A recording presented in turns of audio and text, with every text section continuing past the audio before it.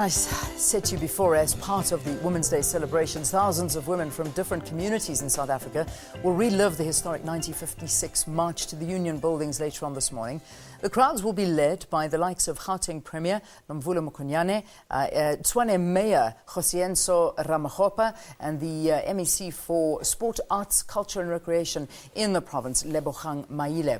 Now, the march is meant to stimulate the dedication shown by the then women in fighting for justice, an effort which should still continue even till today.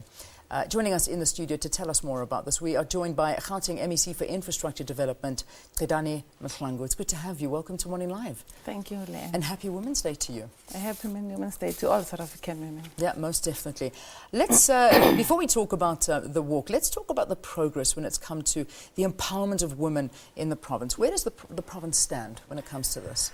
We've done extremely well, actually, as a province. As we speak, we're sitting with an award from one of the international organizations which has just recognized the work that has been done by the provincial government in the last few years. For instance, around the green doors that we've opened. What are the green doors?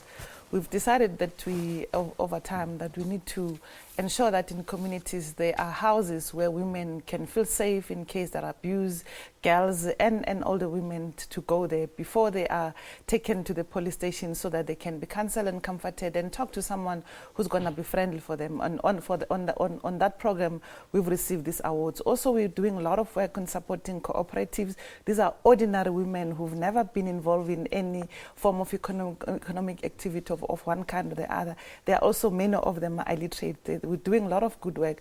Actually, on Tuesday, when we're launching the Women's Month program, they were giving us a feedback of where they stand now in terms of the orders. We simply started with a small program of giving them linen for hospitals, and there's many other things are doing. In the senior management of the provincial government, we stand extremely well of having civil servants at a higher level of the echelons of power to be senior managers. Of course, we've got the MECs, more than 5 MECs, including the Premier at 6, who are women, and there's a lot of other things that we are doing around the Department of Agriculture, supporting women who are farmers, and as well as making sure some of them are even supplying flowers to the overseas market. So there's a lot of good work that we've done over a period of time. We've also have more girls who are staying in school and doing maths and science now. Well, I mean, it is good, and that's wonderful to hear, a nice report back on what is being done.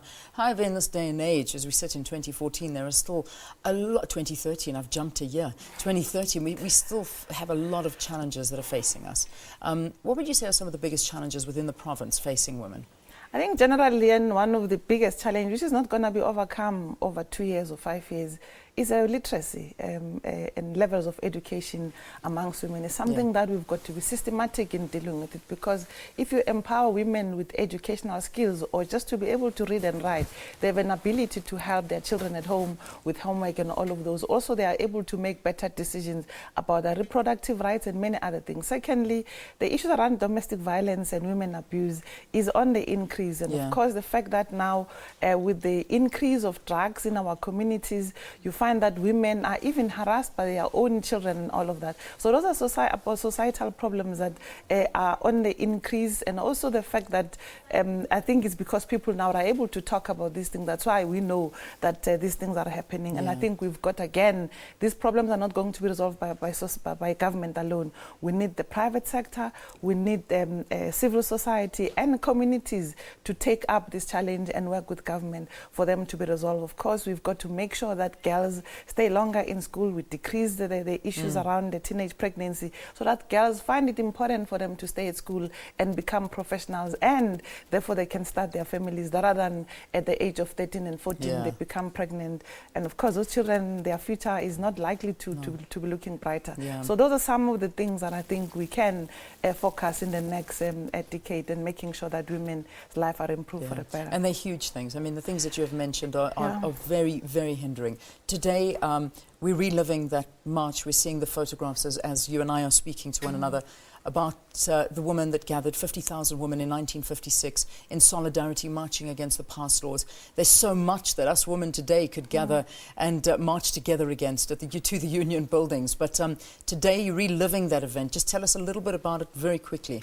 What's I it all think about? the importance of reliving the event is really to say to younger generation, remember where we come from. In remembering where we come from, we should not throw away the legacy of those brave women who did not have the technology we have today, but who says we're going to take up the system and fight for our rights and to be recognized as full citizens of South Africa. So it's important, therefore, as we're reliving the 1956 march, to be able to say to younger girls and to many women probably who do not see politics or this gender struggle as an important struggle, to say to them it's not over. There are a lot of challenges, but together we can form a very strong bond and make sure that these issues are dealt with by society broadly. All right, MEC, thank you very much for talking to us here on Morning Live.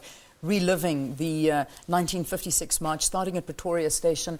It's then moving to the Union Buildings. As we were saying, it's about a 3.5K walk, and thousands of women, probably about 30,000 women are expected to do that. So be aware of that if you are in the area. Tedani Mhlangu is the Gauteng MEC for Infrastructure Development. Thanks for joining us here on Morning Live. Pleasure.